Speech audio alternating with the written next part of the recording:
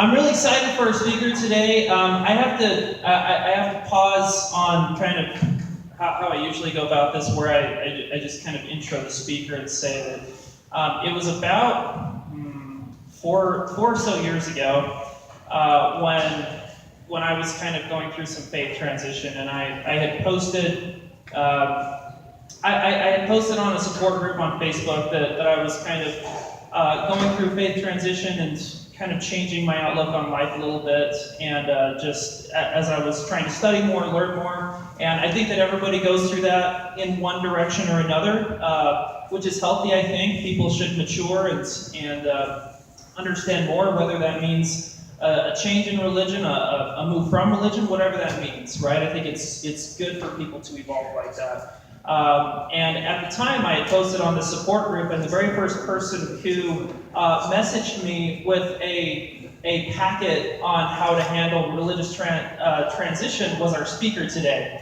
And I read it. It helped me. I was in kind of a weird place. I had just barely moved to Heber, and I love Heber. It's a great place, but I didn't know anybody because I had just barely moved there, and so it was comforting to have people reach out to me, and he was one of the first ones. And so I'm going to intro him right now. It's kind of a personal thank you for that, but he is a religious humanist chaplain and educator. He currently works at Hospice, the Utah State Prison, and teaches life devotionals at the Veterans Home. He has produced a Sunday school podcast for the past 5 years. It is social science-informed humanism translated into Mormon language, but don't tell.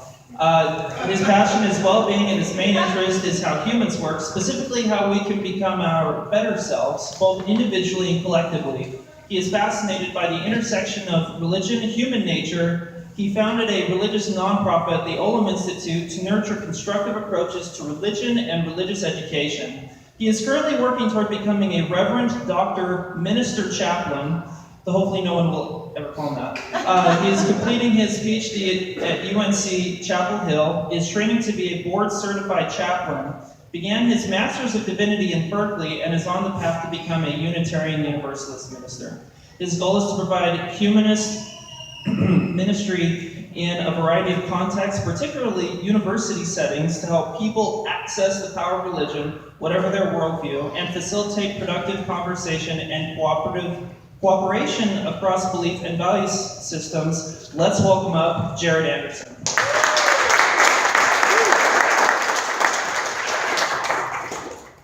Thank you so much for that. I love this idea, I love this space, by the way, so hopefully we can keep funding this. One of the things that inspires and discourages me at the same time is how the cultural institutions that are least deserving get the most investment. War and religion, among them. Whereas there's so much good, and it's just hard to care as much as we want to care. And my framing for our discussion is reverse engineering.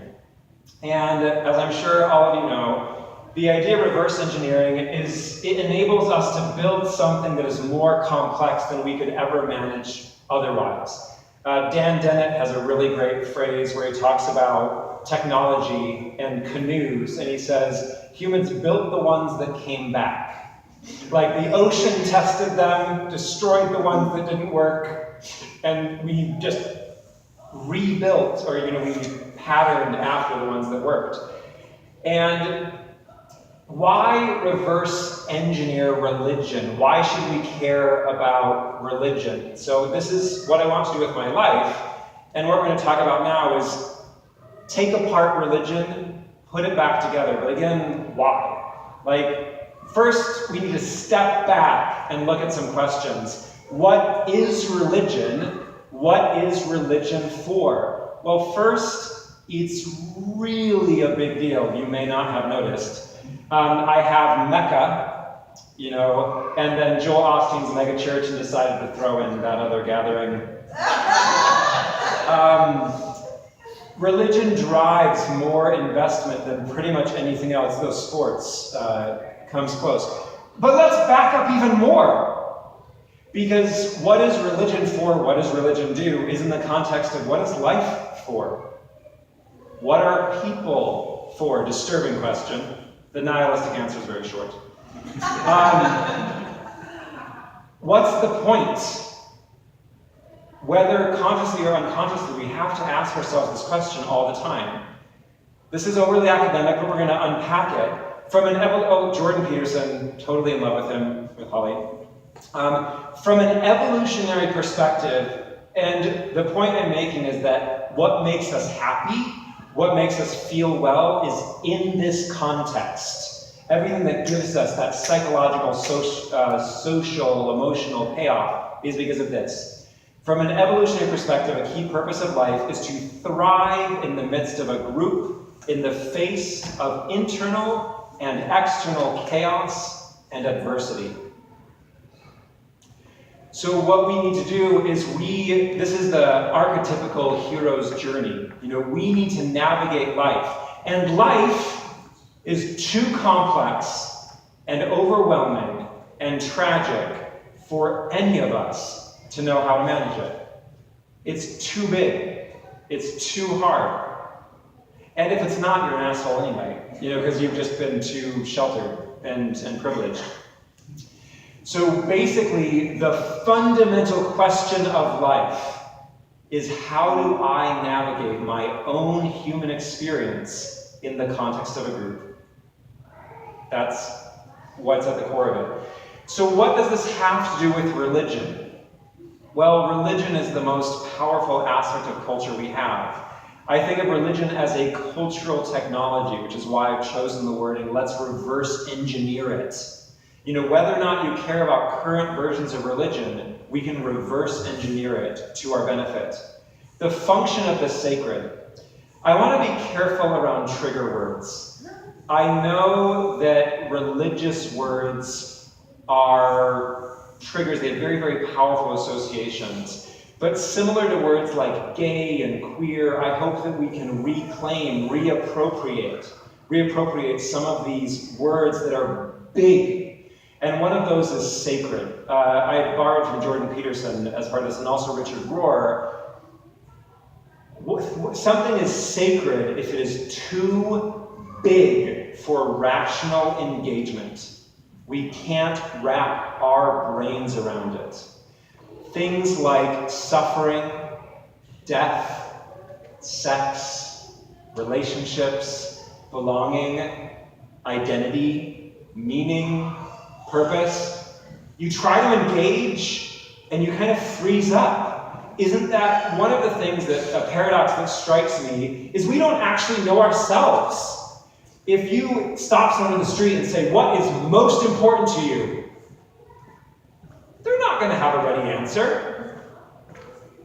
And so this is, sacred is something that's too big. It is going to explode no matter how you try to deal with it. Again, like sex.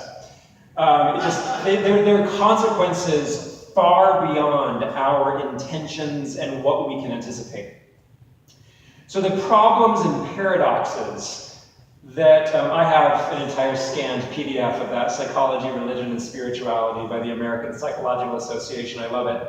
So first, humans are limited, religion is powerful. This is why I'm a religious humanist. I deeply engage the intersection of those aspects. So limitations of human nature, even the best of us can't be our best.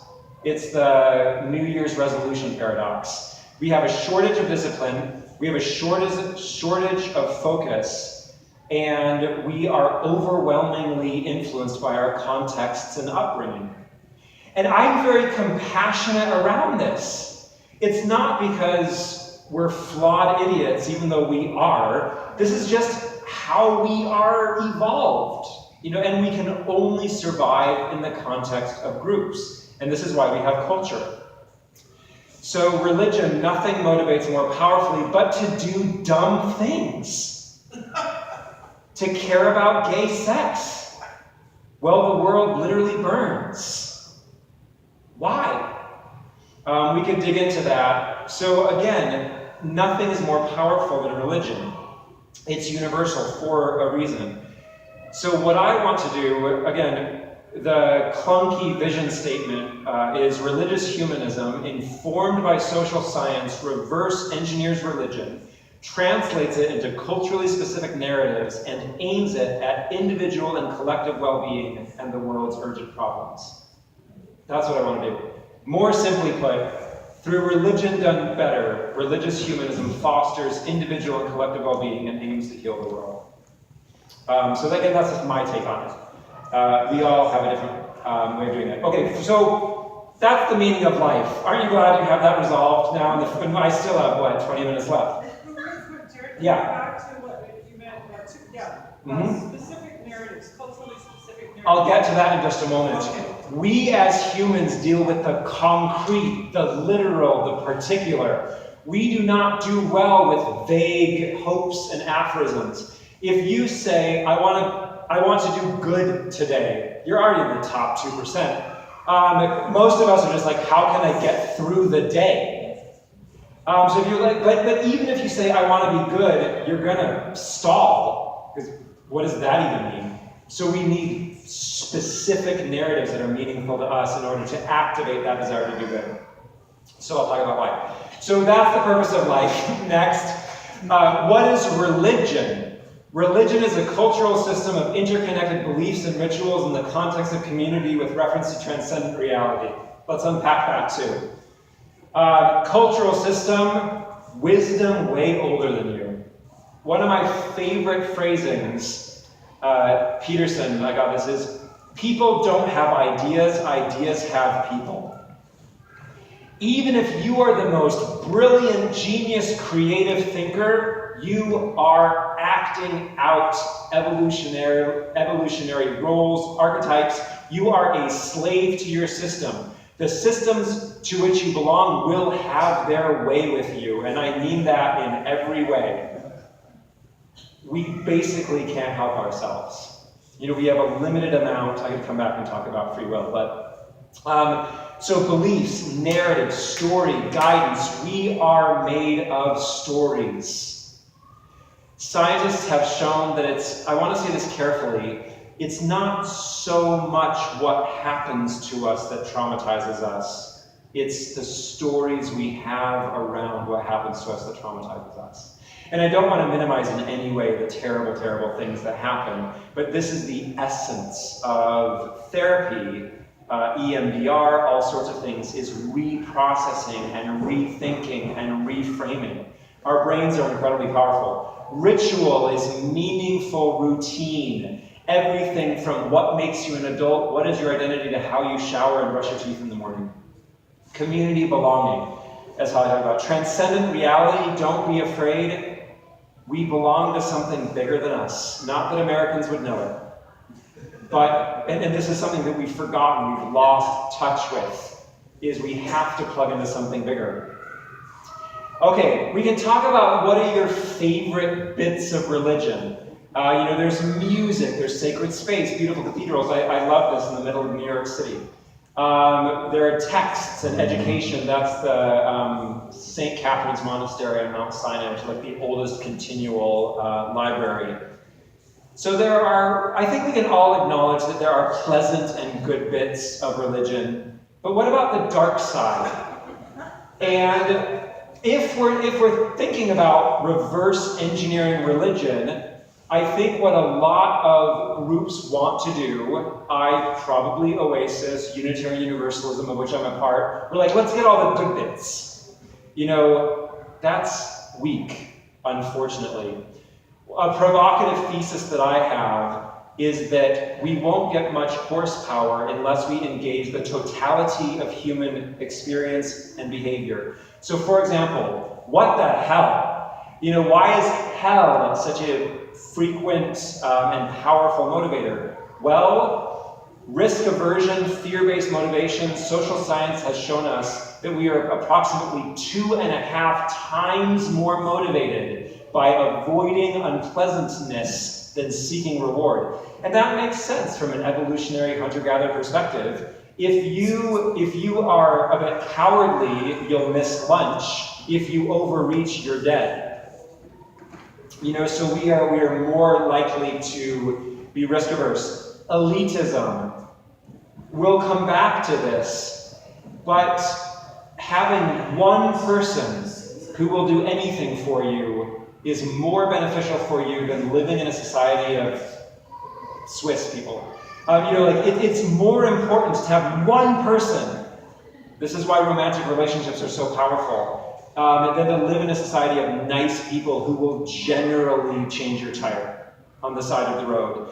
And that means that elitism and tribalism, in-group, out-group behavior is so incredibly advantageous that we are not going to escape it. Patriarchy and hierarchies. Patriarchies are best, but hierarchies are they just get a lot more things done because democracy is, you have to renegotiate all the time. I'm just saying why it's powerful, not why it's good. Fiction and lying is a really big one. But here's the paradox, is we as humans engage with these narratives and meta-narratives much more than rational facts and science. The way that I put this is a heartbreak is more urgently true than a blue whale. Even though a blue whale is the most impressive animal ever, if you are heartbroken, there's nothing more real, nothing more urgently real. It's more important than your job. It's more important than anything. And that's why this subjective, mythical, experiential, phenomenological issue of a broken heart is more real than scientific facts. So reverse engineering religion. I have multiple approaches. I'll just rush through these. I propose that first we should make existing religions their best versions of themselves. Hold them accountable. I think Pope Francis is doing this with Catholicism. Catholicism still has a bunch of problems, but Pope Francis is making it better. The second, spiritual training regimen, where we intentionally, mindfully, we are consistent. That's the weakest thing. We can plug into what we like and what we value, but we're not going to be consistent about it unless we have external accountability and reward. This is what I'm developing, high humanist denominations. That's the cultural specificity. Lifist is religion as education, religion as environmentalism, and religion as popular culture. I'm developing those.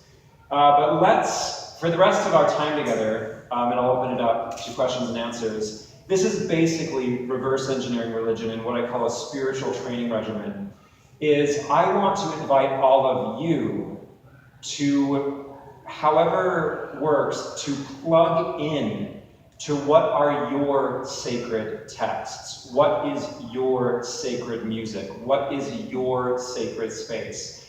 How do you develop a sense of sacred time? This is the hardest probably, how do you develop a sacred sense of self?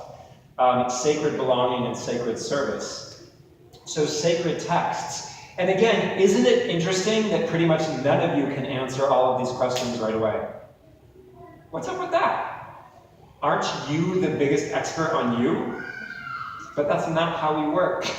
We don't know ourselves until we ask ourselves the question. And then even then, we don't know what the options are. So this is what I mean by reverse engineering religion, where we take these components of religion, texts, music, space, time, self, belonging, service, and we make an individual religion, as it were. And then you need to plug it into community, which is hard. So what myths, stories most resonate with you? What would be in your own personal canon if you took all the books? Not the books you like, but the books that have most challenged and changed, motivated, inspired you. Music. What music inspires you? What music helps you meditate, center yourself, evokes particular emotions? What is your mixtapes? Remember, like playlists. What is your sad playlist? What is your motivating playlist? What is your working playlist? Which music communicates your identity? If you had to say, you will know who I am if you listen to this particular song. See, these are things we already do. I'm just suggesting structure and accountability and discipline, which none of us will do unless we have an outside motivating force. Space. Where do you feel the most yourself? Where do you recharge, access your better self? I think we need both immediate space. Often this is our bedrooms or offices or whatever, our cars, backyard. I think we need to intentionally create sanctuaries, even altars and shrines. And again, this is the kind of stuff where we're like, whoa, religion, that's weird. But we can make it personal and make it ourselves, where we say, well, what's important to me? You know, what kind of pictures or items do I look at and say, who am I? And you will spend your time better if you do this. If you use the cultural technology of religion, don't call it religion, call it ritual, meaning, narrative. But you will be a better human if you're able to do this. And then I think distance space. Where is somewhere a couple hours away or somewhere you go once a year? What I'm inviting all of us to do is make it consistent. Find a way that someplace you go every year or every few months. Sacred time. These next two are pretty hard. Think about what daily rituals, how do you begin your day, how do you end your day? I want to not play my iPad right before bed. I want to read poetry and things instead. Take an inventory of how you're using your time and then hack your brain and use the evolutionary sensitivity to ritual to better yourself. Weekly rituals, how do you reset? And we're all engaging in a weekly ritual right now. Go us. Mapping the year. The summer is a high point of life energy. Winter is the low point of life energy. The equinoxes, fall and spring, are when things are in balance, transition. We can ritually celebrate these moments that we all live. Rites of passage. This has helped me so much. I often say the current version of myself can't do this. The current version of you dies every day. Sometimes things kill it. We have those tragedies. It disrupts our way of being. We can resurrect. We can be reborn. We can be renewed. And if we use narrative, ritual, and all these elements, it's going to be more powerful. I always think, how can I facilitate a new, better version of myself? Sacred self. What is your highest guiding value? What are your commandments, your principles, goals, priorities? I've often thought, I go to funerals for my hospice job. If you had a mock funeral right now, who would you want to speak? What music would you want? I think we need to have midlife crisis funerals. What do you want to be remembered for? What would you want the people important to you to say? How are you doing with that? Take an inventory. What is your purpose? These feel overwhelmingly grand, but they're amazing. And religion feeds us all this. Forget that. Build your own. So again, this is really hard. What is your relationship to your family? Who is your family of choice? What is your tribe? Where do you feel the most home? Who do you confide in? Who in your life could you count on for pretty much anything? If you were really in trouble, who would you turn to? Take an inventory of this stuff. As Holly said, basically, we are putting quarters in the meter. And this is a really grim way to put it, but basically friendships and relationships are invested enough so when you really need someone, they're there. And there's lots of nice feelings and love and benefit, but functionally, we bond with other humans so they're there when we need them. It can't be for that reason. Because the people who come to you only when they need you, no one likes that. We need the doctrine of showing up. Service. How are you caring for those around you? How do you invest in others? And again, my proposal, and I think if you check in with an inventory yourself, you'll know I'm speaking the truth. None of us are doing this. You're doing better than most by showing up here. That's great. But it's just a feature of human nature that unless we mindfully... So let's be frank, most of us can't do this. Most of us won't have... life is too hard, too busy, there's too much going on. That's why we need a structure. I've given you the idea right now, almost none of you will apply it. I'll give you access to these slides so you can look over them, but almost no one will. I'll barely implement them. That's why we need that structure and accountability. And that's what religion has, is this billions strong, thousands of years heritage. So what do we do now?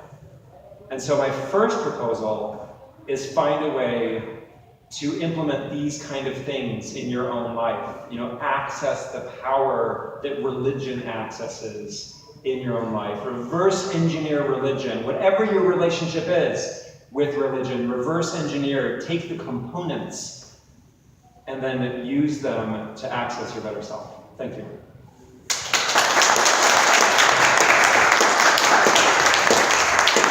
So, question answer. How many minutes do we have? Okay. Okay, so I think we will do this, right? I mean, anybody here who thinks of themselves as a hero on a hero journey, as I always have my whole life, anytime I see a movie, I am the hero. And this is what a hero does, my God, I'm going to do it, right? I've always felt that way. And I think that going back into the belly of the whale to recover Geppetto is part of the hero journey. We have to go back to Mormonism. Absolutely have to. We have to find, sure, we're never going to be Geppetto. We're never going to become our father. But we have to go into the belly of the whale to recover him because there's beauty there. And that's our roots. And I think that we will do that. I mean, I believe all of us want to do that, but I don't think most of us do. Our current cultural American myth is to distract ourselves pleasantly while engaging in capitalistic slave labor to pay off our debts. And then the other myth is get a good job, buy a bunch of stuff, and enjoy it with someone hot. That's what we are offered. We are offered distraction, and I think we're scared. I mean, we are scared to do that. Like, yes, you know, we all do have the hero's journey, but we don't even think to access it very often. I'm just being realistic. Our words reflect what we want is to be true. Our actions reflect what is true. So if all of us take it, it's like doing a food diary. You know, a food diary doesn't lie. How are we spending our time? You know, and I think it takes, all I'm saying is it takes a tremendous amount of privilege, time, knowledge, discipline to actually enact this kind of stuff. Can I debate you on that? Yeah. Okay. And you may be the exception, and that's great. No, I don't think I am, because I wrote a song a while ago called The Laundry Love Song, and it's actually called Tumble Dry Low. But the reason it even came to me in the first place is because I started looking at everything I do as sacred. If I'm wiping a nose, that is sacred. If I'm washing a dish, that's sacred. I'm doing everything that I do because I love you. It's not because I have these dishes to do. I'm not earning money because I have to. I'm doing it because I love you. And I think we all have that love, right? Well, how many feel a sense of sacredness in the day-to-day things? Yeah.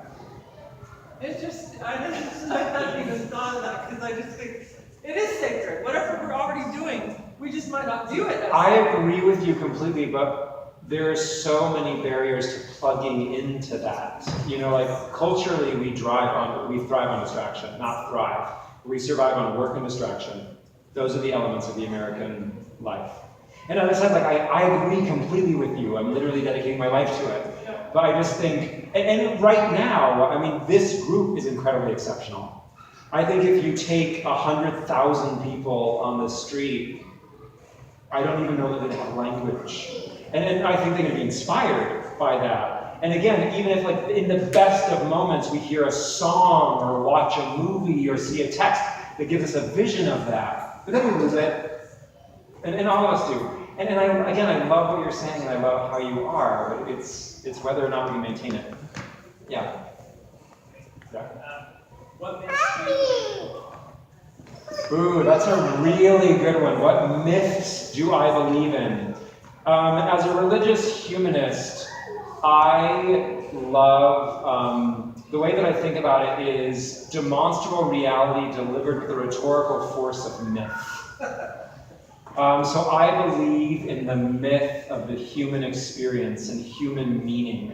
I mean, you probably know that I have like 5 different mythologies tattooed on me. Like I have Odin and Shiva and Enoch and all this stuff, and so those are meaningful to me, but the one I believe in is the human endeavor in a sustainable way. My life goal is the sustainable well-being of conscious life on Earth, and hopefully the survival of human civilization.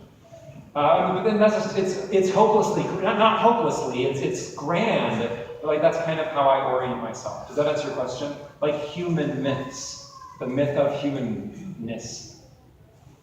Yeah. I kind of like what you're saying there. I mean, I like the idea of a big grand picture, and I think a lot of people, to me, that kind of helps provide purpose. Mm-hmm. You know, it helps drive a lot of our day-to-day decisions because we're going, here's this great grand thing we want to do.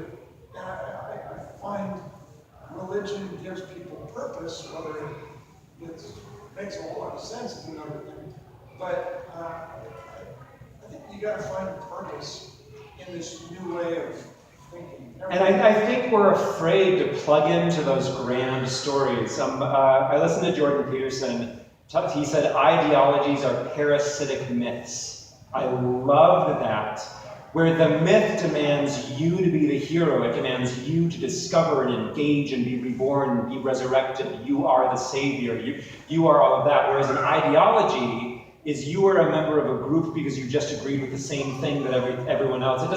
It demands you to conform, not to be a hero. So again, I think we don't even think to plug into those big things. Yeah. I may have missed it, but you said something early on that I'm really interested in. It's one of my keystone foundations. Mm-hmm. Free will. Okay, really quick. I believe that we as humans have freedom of feeling, freedom of planning, and freedom of responding. We don't control what we want very much, and controlling what we respond is very difficult. I think most of us piddle around at like 2 to 30% free will, depending on privilege, culturation, all sorts of ableism, all sorts of things. But what gives me the most hope is I think all of us can increase our amount of freedom by planning our life intentionally. There's been social scientific studies of things. You can change your taste. You can change what tastes good to you. And I think one of the most important and empowering quests of the human experience is to take control of your life. And we have radically differing levels of ability. We have different predilections and so forth, and it's always low. But I think that if we mindfully take and organize our lives, we will change even what we want. And we will change. Like, I lost my temper with my kids for over a decade. I'm not proud of that. But I said I got angry at my children for a long time. I don't anymore. I have trained myself.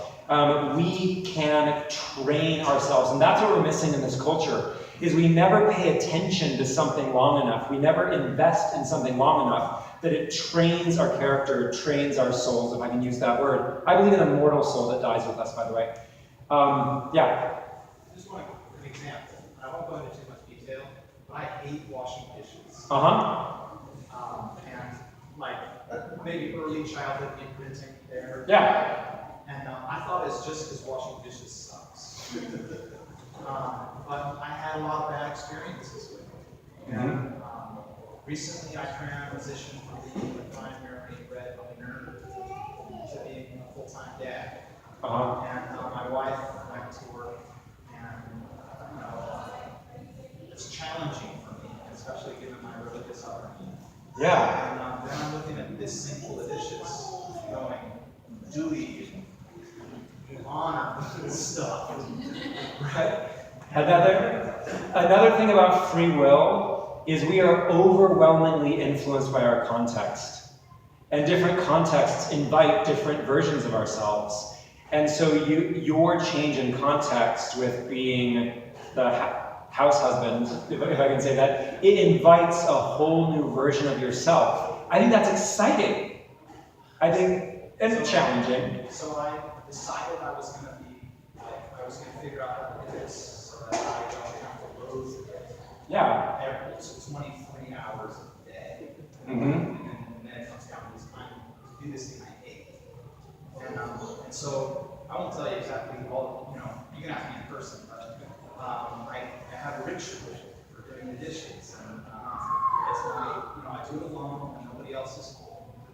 It's my own little dance party, right? And I put on my headphones and I listen to music, and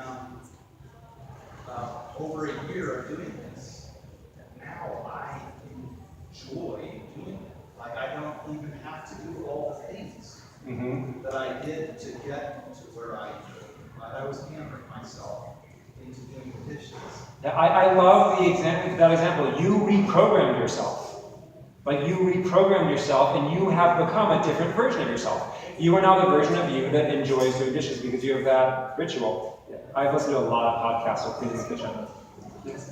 I can relate to what he said. I'm taking care of my elderly parents right now, and so now I'm out to the world, being job.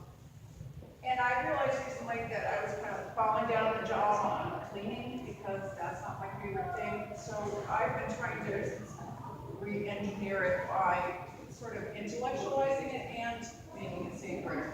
So I'm in the midst of many weeks on project so far, writing a manual.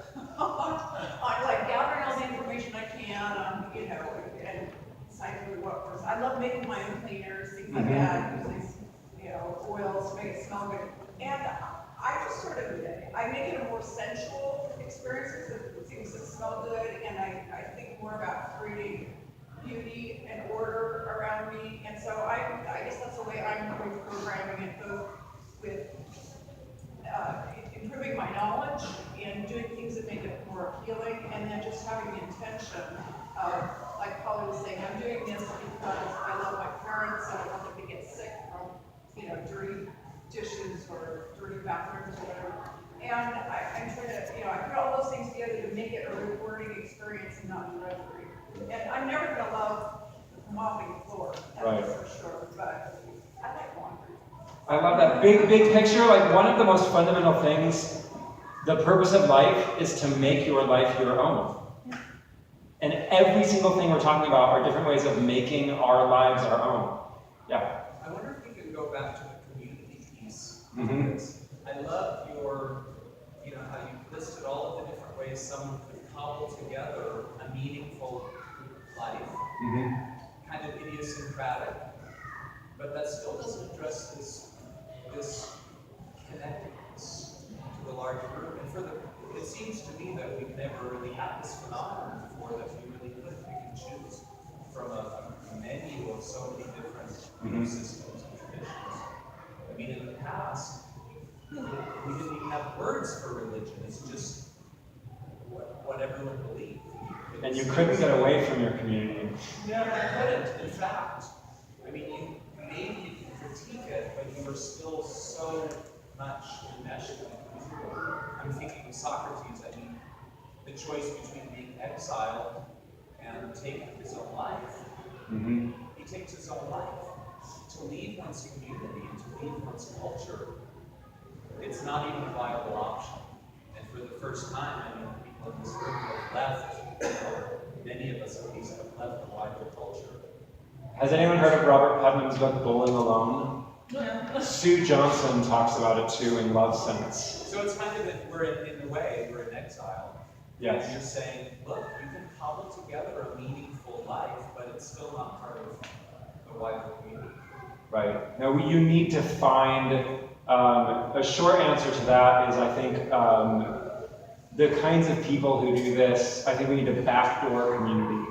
I'm literally going to develop an app called the Spiritual Training Regimen, and it will have an opt-out thing where it's like, let me know if you don't want to be connected to people with similar interests, similar texts, similar music. And so just facilitating a way. A lot of us, even if we crave community, but we don't know how, and then even if it's so easy to kind of fail our community because we think it's failing us, I agree, we've lost, it's a crisis, like an urgent crisis. And we create pretend communities by the shows we watch and things like that. I'm completely serious. Like, psychologically, we are soothing ourselves with pretend people.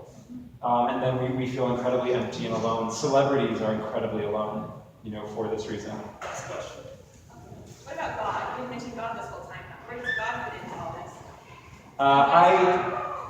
I love that. It's the question of what is sacred to you. I don't think I think a slide got left out. I gave a whole presentation on Beyond the God Debates. I like looking at, again, reverse engineering God. What do you need God to do? You know, what is God for you? So for me, I think it's like, what do you believe in God and what is your relationship to God? And your relationship to God can be anything. It can be wounded. It can be avoidant. But I like thinking about this idea of what do you access your best self? And again, like my God is a salvation God.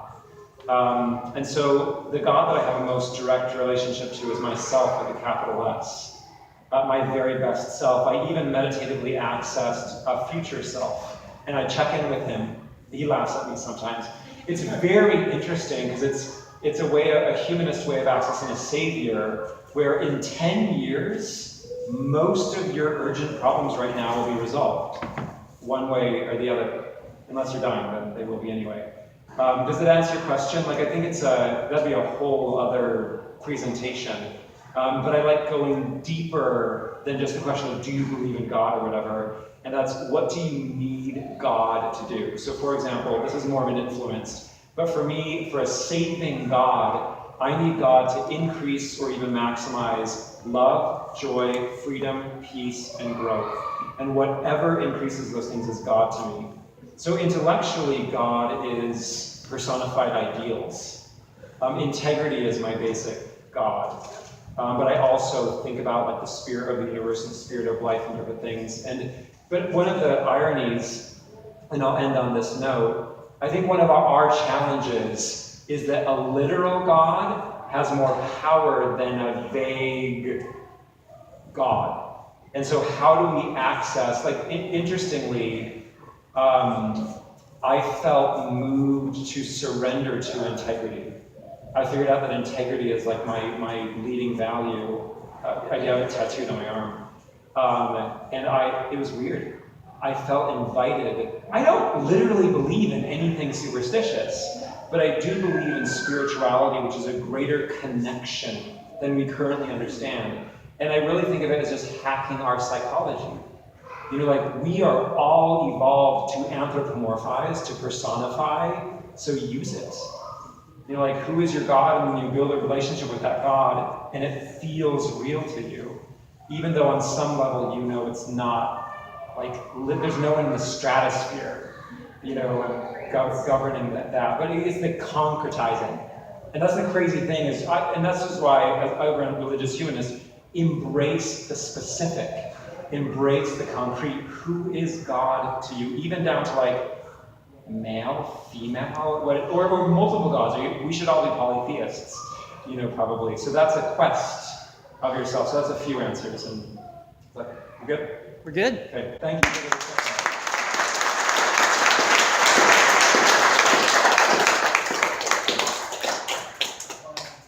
Well, I have you one sec. Yeah. Click that back on. So, what's your blog? Like, or your Religioushumanism.org is the main one. Awesome. Thank you. Should we have Jared back sometime? Woo!